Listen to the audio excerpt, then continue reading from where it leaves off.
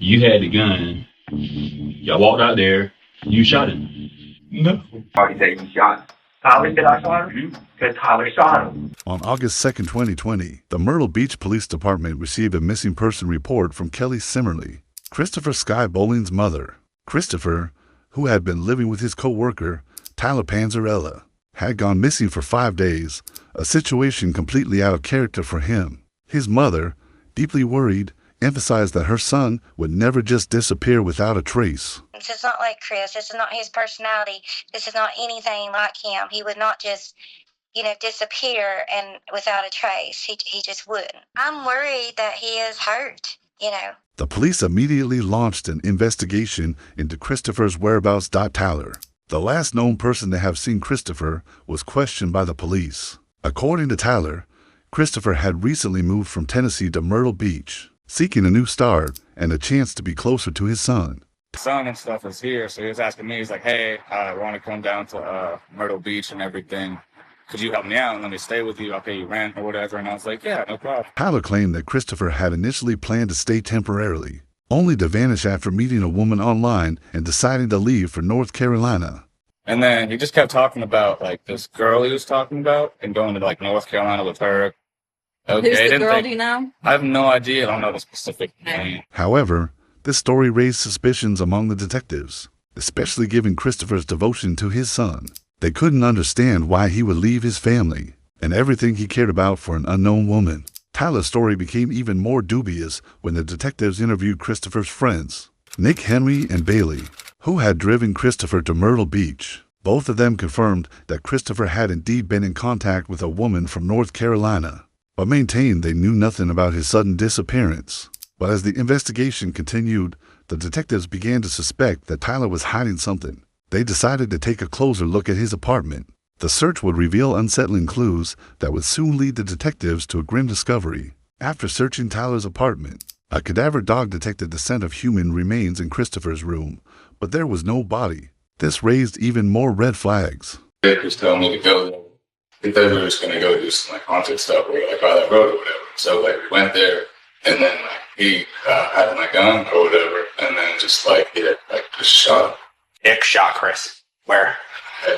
Tyler was brought in for further questioning, and his story started to unravel. He initially denied any involvement in Christopher's disappearance, but eventually confessed to taking Christopher to a wooded area where a shooting occurred.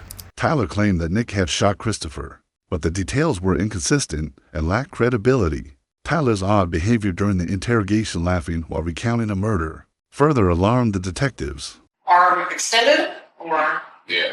How? No, you can't. You don't have anything near him. Yeah, it came out literally just like that. His emotional detachment was a stark contrast to the tragic nature of the crime, and his conflicting accounts made it increasingly clear that he was lying.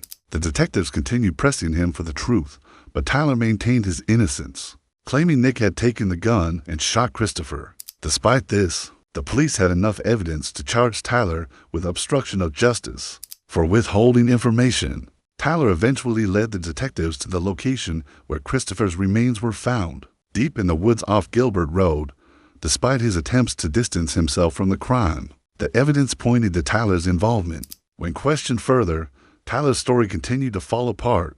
He had claimed that Nick was the one who shot Christopher, yet he had brought the gun to the scene. Be careful where you're stepping if there's crime scenes. Yeah, I got to fall up here. You remember what shoes he was wearing that night? It's blue Jordans. In blue and white? Tyler's behavior, particularly his calmness and laughter while recalling the murder, painted a picture of someone with little remorse. Even as the detectives played the good cop and bad cop roles, Tyler remained uncooperative, stubbornly sticking to his fabricated version of events. His shifting stories and lack of genuine emotion only increased the investigators' suspicion. Tyler's interactions with the detectives revealed a pattern of manipulation and deceit. They saying that you planned this, you drove him out there, you had the gun, y'all walked out there, you gave the gun, you shot him. No, I never had a problem with Chris, nothing, ever.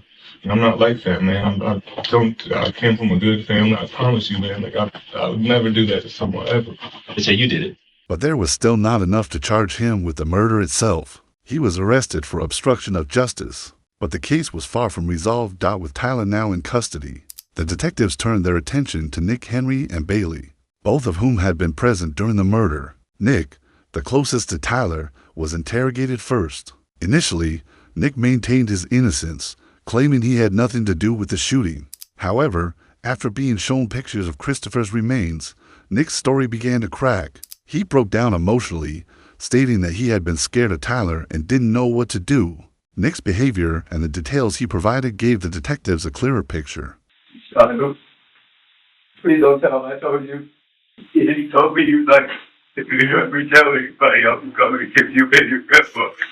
Of the night of the murder, his account contrasted sharply with Tyler's, which lacked specific details and appeared rehearsed. Nick's statements, alongside Bailey's eventual cooperation, pointed the finger back at Tyler as the one who pulled the trigger. Though Nick's involvement remained unclear, it was evident that he had lied during his initial interview. Bailey, the final person interrogated, had been present during the murder, but was determined not to have actively participated in it. He was willing to cooperate fully with the authorities. During his interview, he confirmed Tyler's role in the murder and explained that Tyler had shot Christopher, not Nick.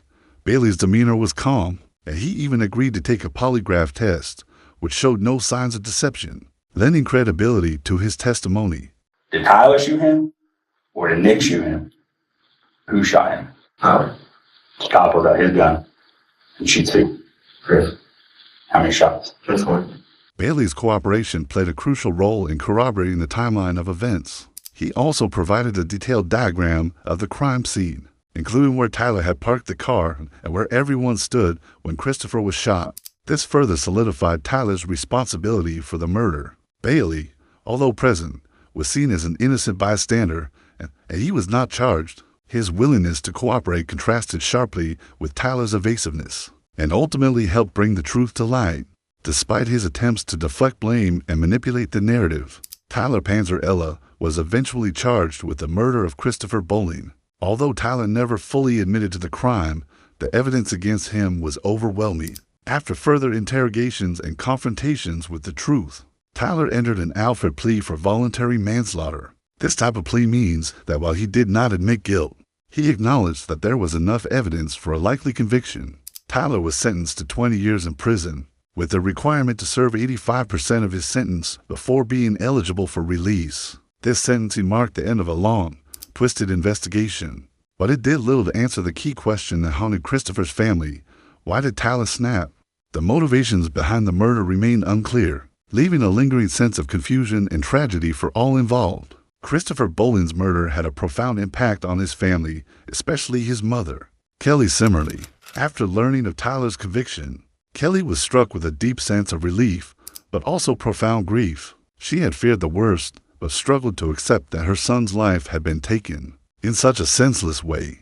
For Kelly, the most difficult question remained, why? While Kelly could never fully understand why her son was murdered, she saw comfort in remembering the light Christopher brought to those around him. As a tribute, Kelly named a star after Christopher, creating a lasting symbol of his memory in the sky. She continues to grapple with the loss of her son, but holds onto the belief that he brought joy to those who knew him, a sentiment she will carry with her forever, despite the legal outcomes and arrests. The emotional damage caused by this tragedy would never truly be repaired. For Christopher's friends and family, no amount of justice could ever bring him back.